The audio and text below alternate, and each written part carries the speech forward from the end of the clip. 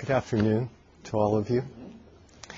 My talk today is on the monastic instinct to revere, conserve, be content, and to share.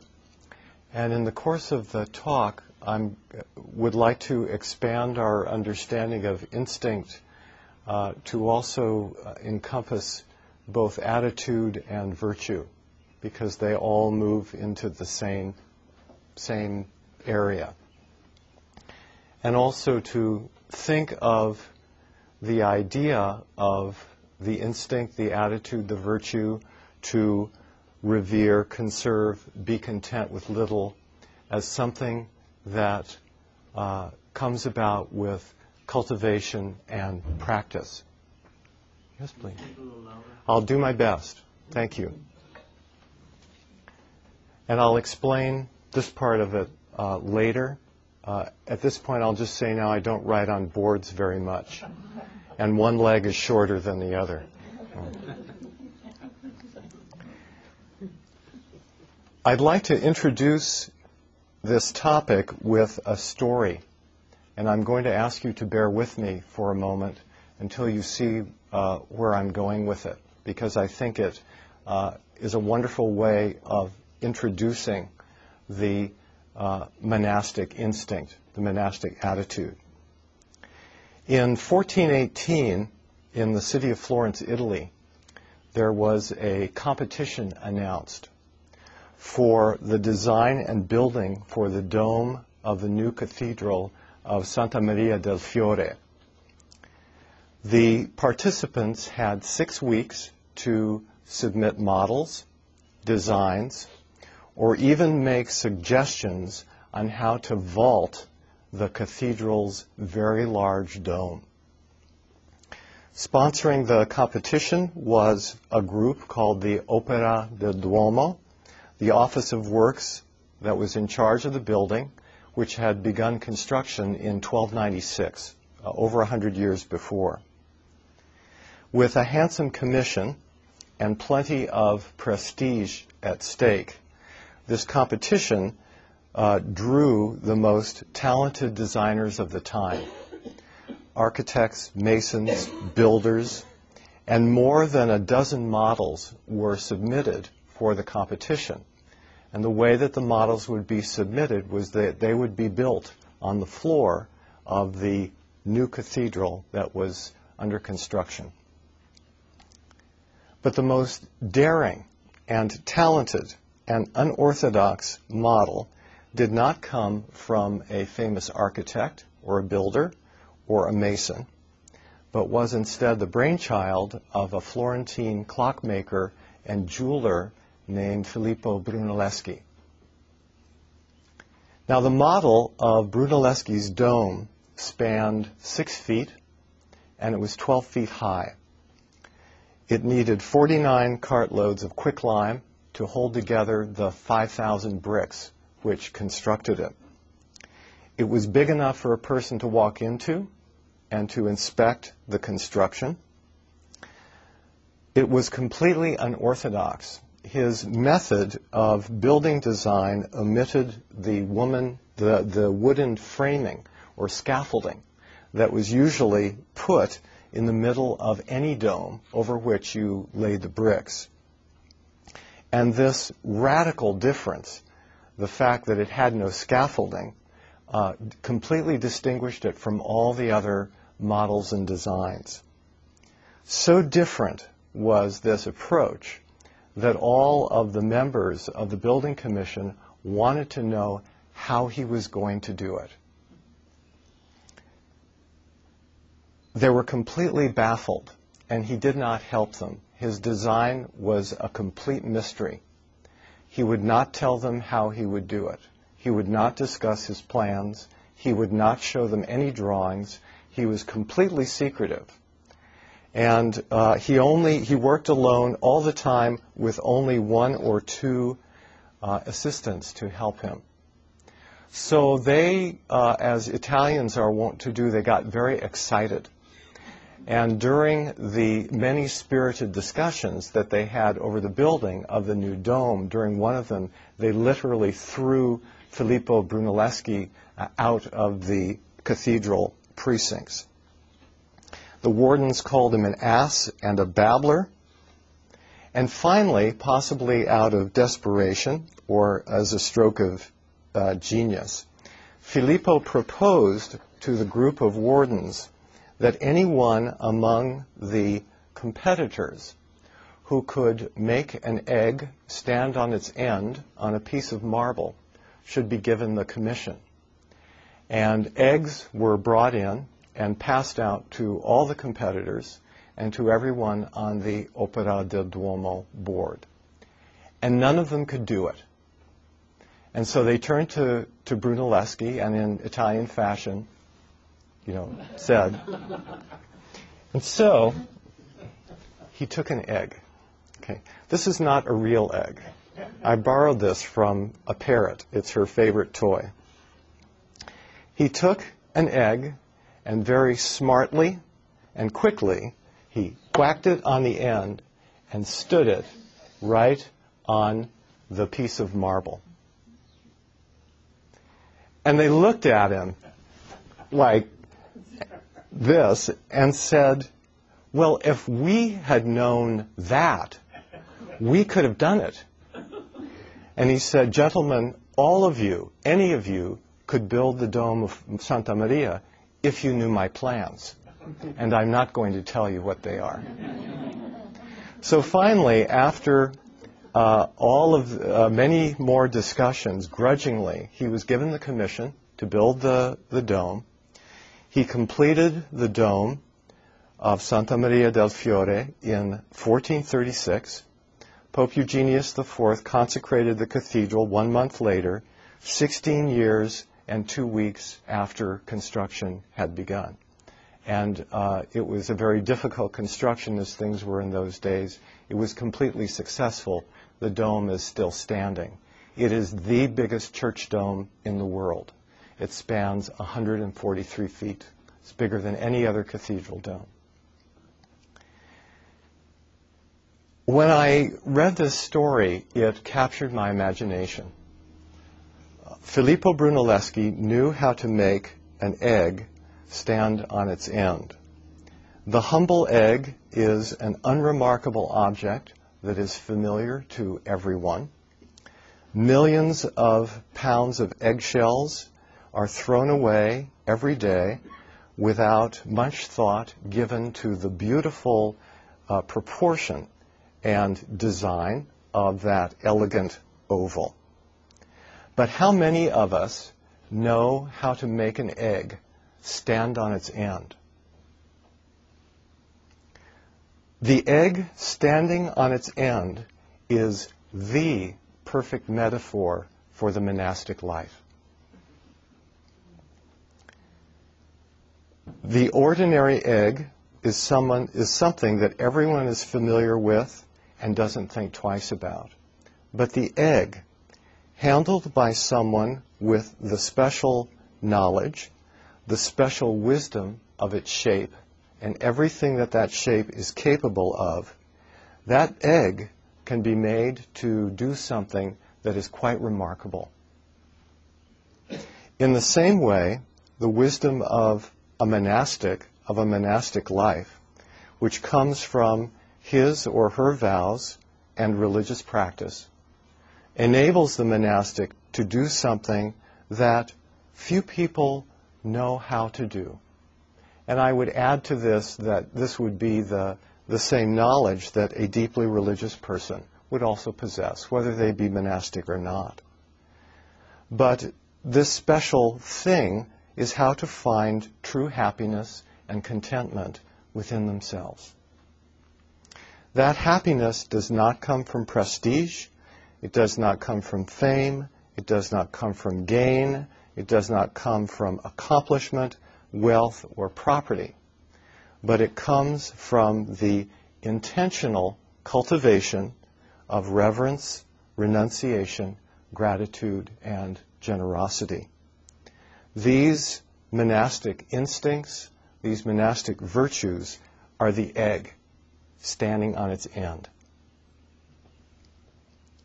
Although Filippo built the model of the Dome of Santa Maria, the most interesting thing about his project is that he actually didn't know how he was going to build it. He hadn't worked out the details. He had a general idea, but he had to work it out as he went along.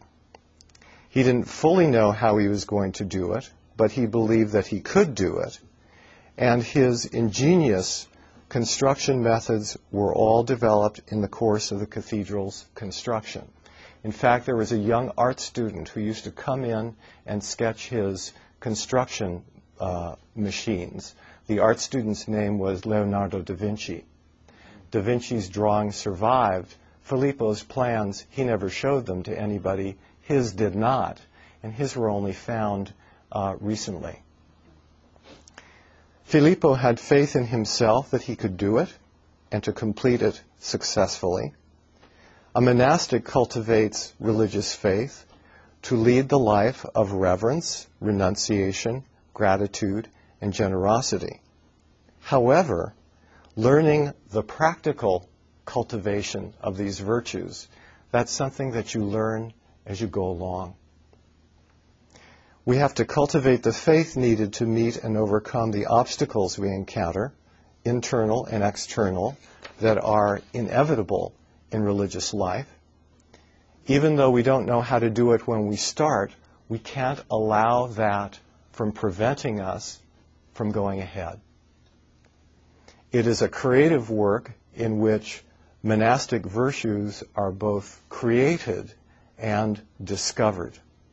We learn how to do it by doing it. It requires faith, it requires wisdom, patience. With that faith and wisdom and patience, Filippo Brunelleschi built the largest church dome in the world. Our monastic lives are composed of the very virtues which can help to save the world in the midst of the modern environmental crisis which we must all face. And these virtues are something that anyone can practice, not just monastics. Anybody can learn how to stand an egg on its end and keep it standing there. The next thing that I would like to tell you about is about the founder of the Soto Zen tradition in Japan. This was a monastic named Eihei Dogen, who was advised by his Chinese master to find a place deep in the mountains, away from the world, to practice the way of the Buddhas.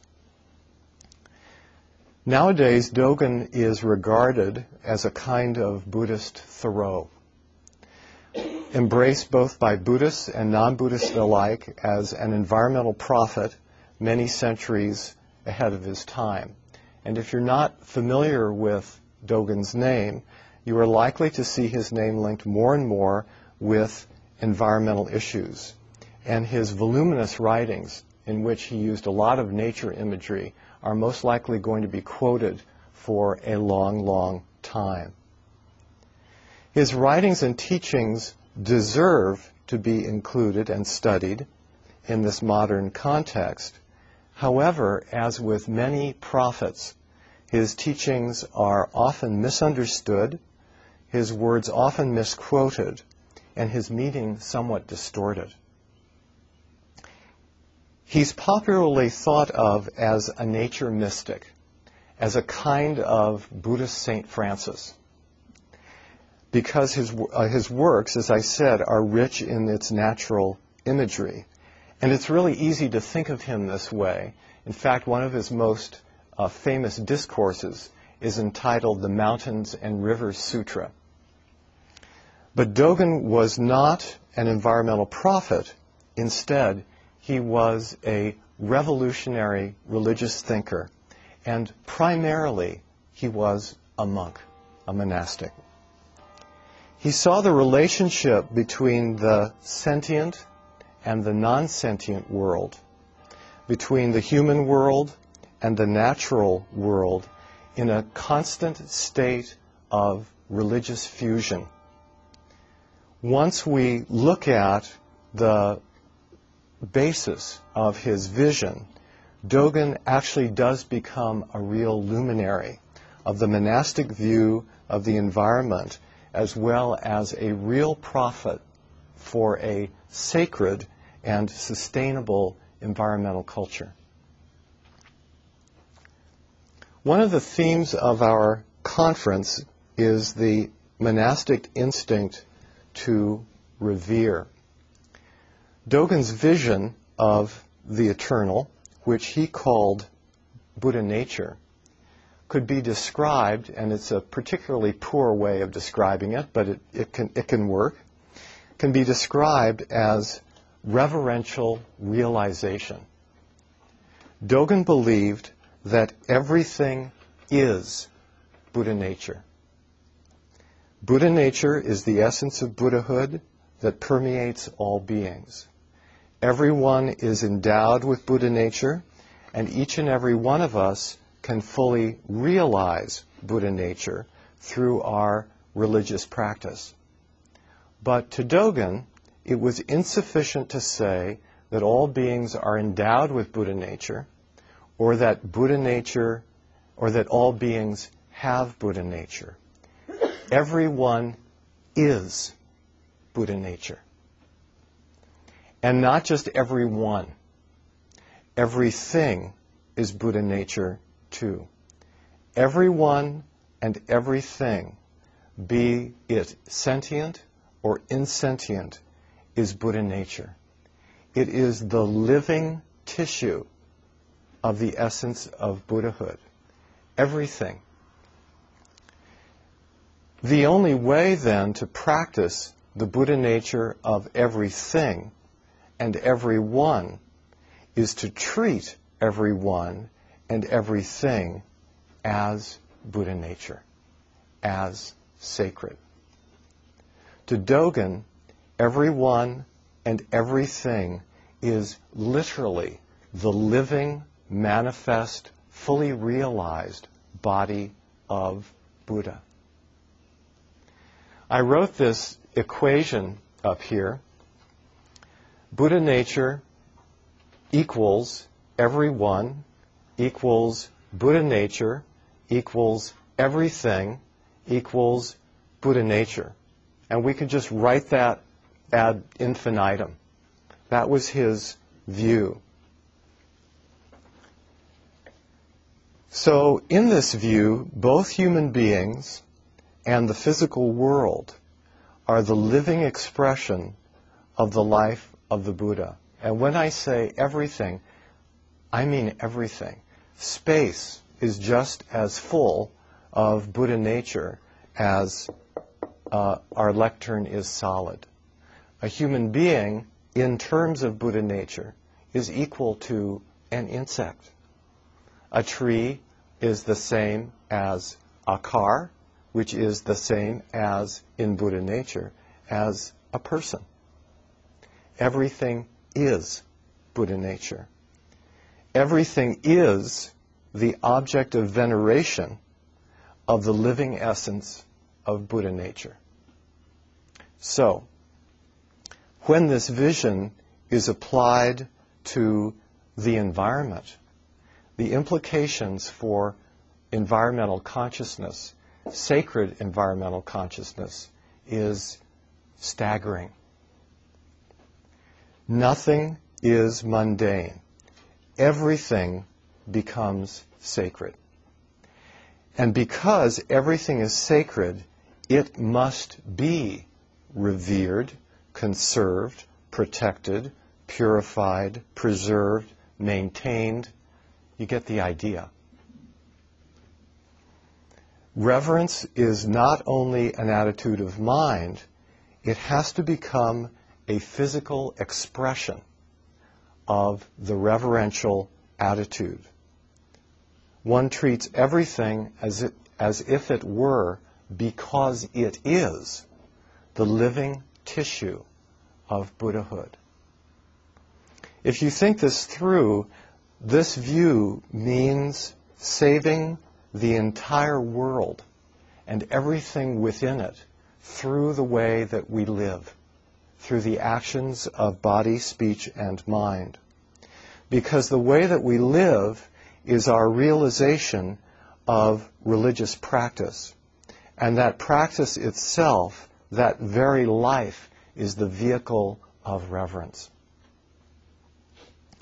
Dogen's view of the indivisibility of Buddha nature is a religious mandate for environmental stewardship, as well as for the enlightenment of human society. It's a mandate given not only for the sake of helping living beings, but one given for the sake of helping everything. It is for the sake of everything and everyone that one venerates, reveres, cherishes, and takes care of the world, and everything and everyone in it. Everything is Buddha nature. Everything is equal in that Buddha nature.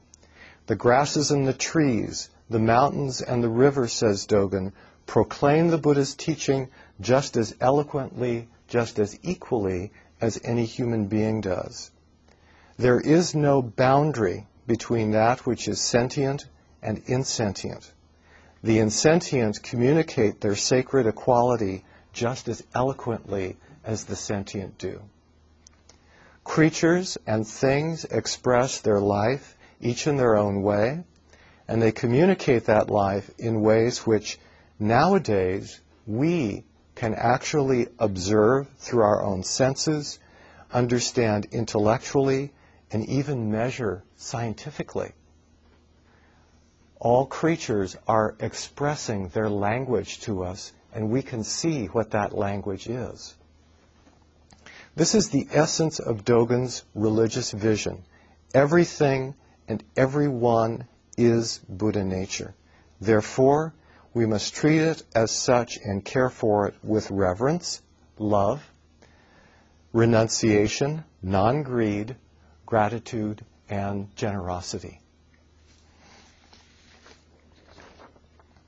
The principle that Buddha nature is everything and everyone, and that everything is Buddha nature, permeates the entirety of Dogen's thought and teaching. However, it was not just philosophy. He did not just stop with broad statements about Buddha nature. He applied everything very, very practically. First and foremost, Dogen was a monastic, as well as the founding abbot of a community of monks.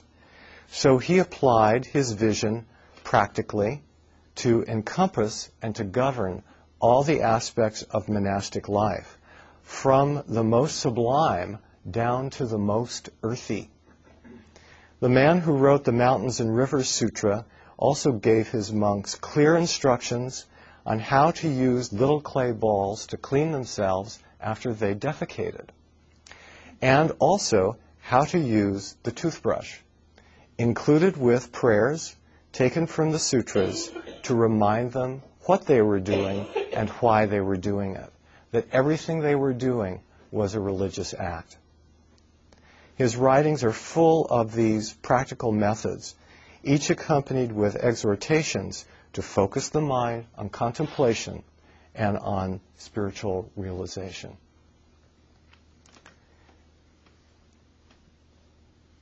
There's a story that I was talking with Ajahn Sona about before we started. Since everything is Buddha nature, nothing is to be wasted. And this has to do especially with food, which nourishes the body. There's a lovely story about Dogen when he was visiting monasteries in China. He's walking up the hill to this monastery, and there's a stream flowing by the monastery.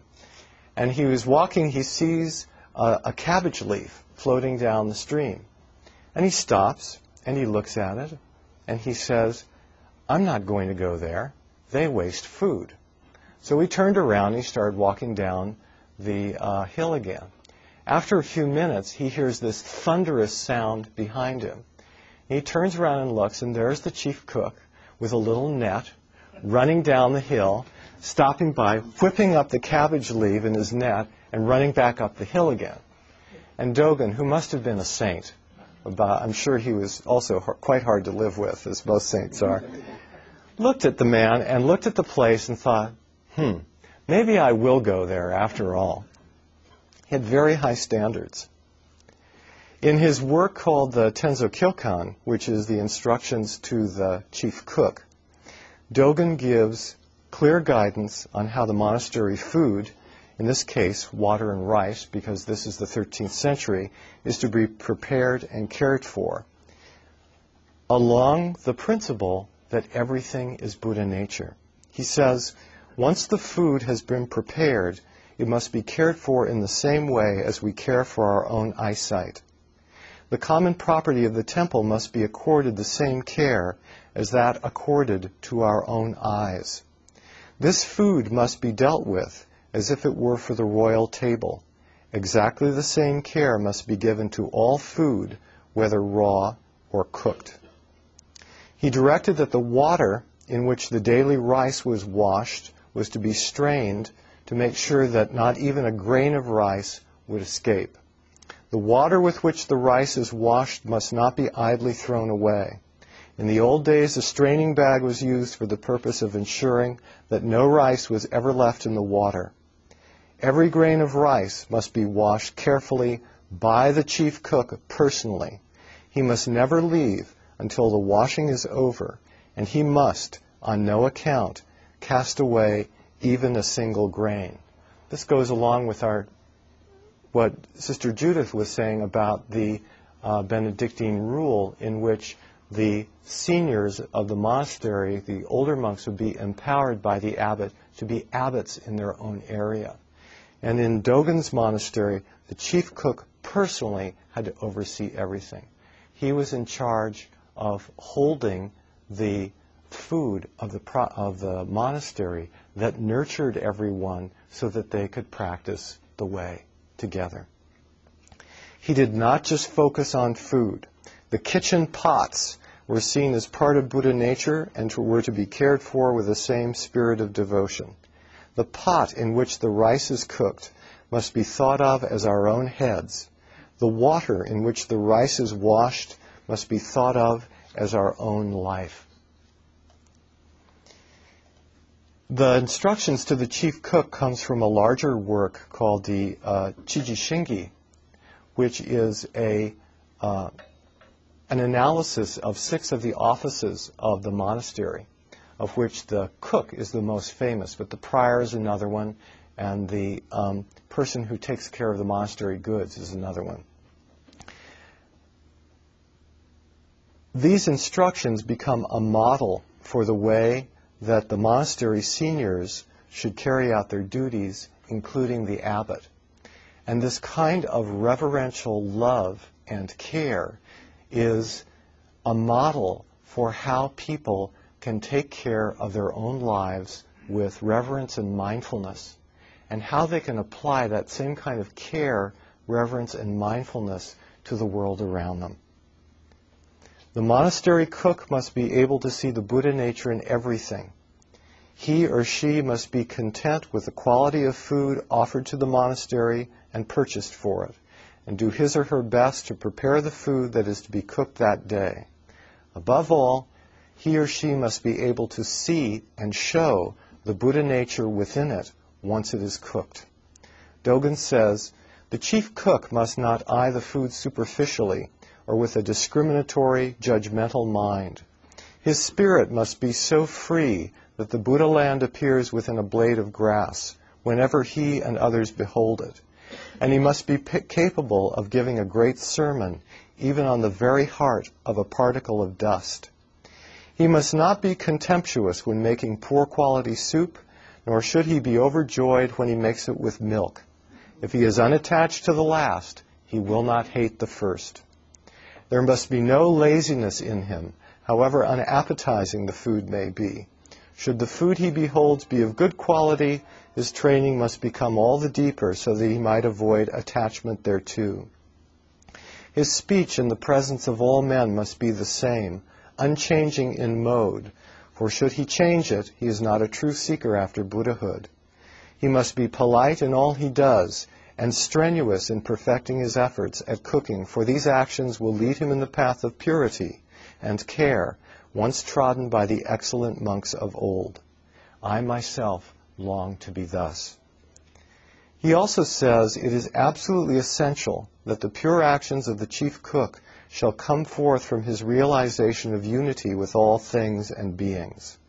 Having no prejudices himself, he must be able to see into the minds and hearts of others. From only a stalk of cabbage, he seems to produce a 16-foot-long body of the Buddha. Now, I have had the honor and appreciation to eat the food of monastics who were good cooks, and also to eat the food of monastics who were chief cooks. And you could have two monks make the same dish, and one will have some quality that the other doesn't have. And that person who can put that quality in the food is the person who should be doing the cooking for the monastery. The monastic cook must cultivate gratitude and express that gratitude in the way that he or she serves the monastic community. Dogen says, how lucky we are, how blessed is this body. For all eternity there will be no greater opportunity than that offered to us now. Its merit is undefilable. When we serve our fellow monks purely, hundreds and thousands of lives are unfolded in one single day's or hour's work, which will bear fruit for many lives to come. To grasp truth thus is clearly to express that gratitude. The reverence for Buddha nature, which we Buddhists would express as devotion to the three treasures of Buddha, Dharma, and Sangha, is the mind of love. Dogen explains that the cook must love the materials of his work in the same way that he loves the three treasures of Buddha, Dharma, and Sangha, and likens that love to the way parents love their children. Please think of this kind of love in terms of cherishing the entire world with all the beings and all the things that exist within it. He writes, the mind of our parents expresses love, and we must love the three treasures in the same way as our parents love us. However poor a person may be, it is frequently possible to see the love he expresses towards his children. Who is capable of understanding the extent of his loving mind other than he himself? All men, whether rich or poor, long for their children to grow strong and big, protecting them with unsparing devotion against inclement weather. This is the greatest of all sincerity. No one who does not possess this mind can understand it. A chief cook must love water and rice in the same way that parents love their children. The Buddha gave us 45 years of his life because he wanted to teach us parental love by his example. So here is a monastic model of love that cherishes the Buddhahood, the Buddha nature in all things, while devoting itself selflessly in service to the monastic community as it cherishes and protects the resources of the community. And you can extrapolate this for lay life in exactly the same way. This is an example of a heart and mind which is at one with its spiritual source and which expresses that spiritual unity by selflessly loving the things of the earth and the activity of those things in the same way that parents love their children. This mind of love, this kind of love, is based on reverence that is the foundation for an ultra-sacred stewardship of the earth and all the things that are contained within it. Charity, sharing, generosity is the foremost Buddhist virtue.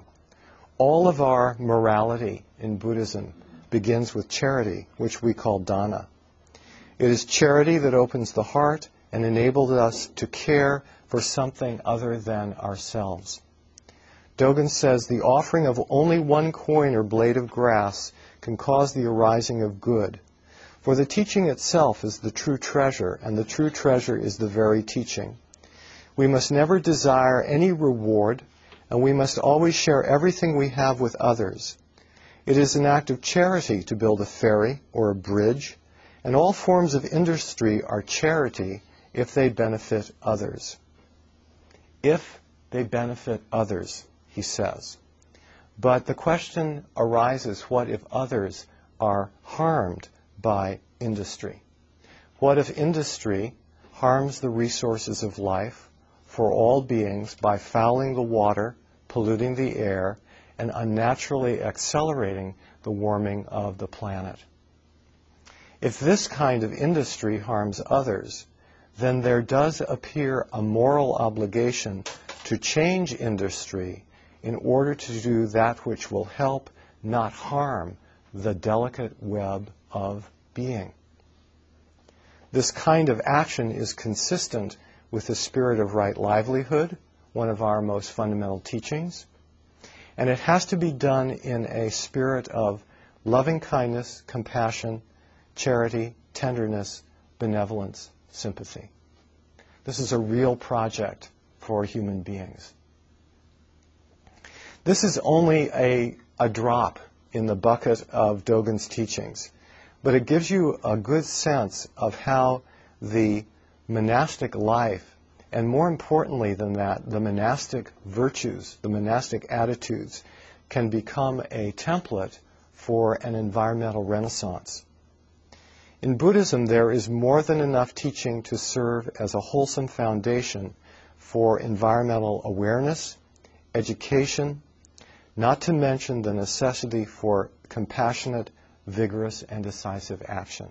Because all of us have to become this egg standing on its end. I'd like to just close by saying that, practically speaking, in our own monastery, we are trying to do our best to adopt technology for cleaner and more efficient energy. We're vegetarians. Our abbot is a fanatic recycler. Religious fanatics are the worst kinds. We try to conserve as much as possible, and we try not to waste and stretch our resources too far.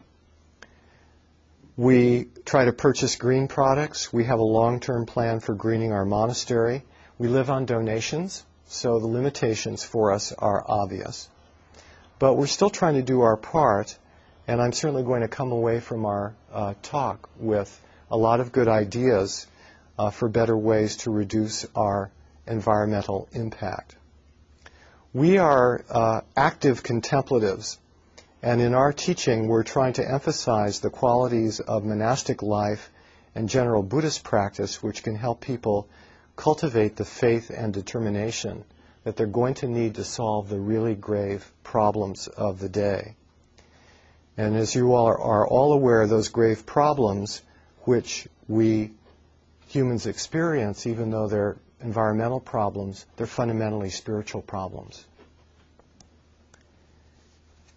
I personally feel that the environmental situation is very grave, and I try to remain as positive as I can be.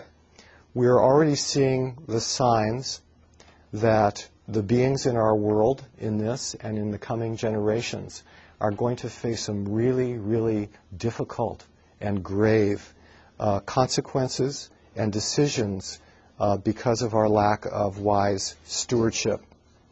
There are going to be many difficult and painful choices that will have to be made in order to reverse the environmental damage that has already been done.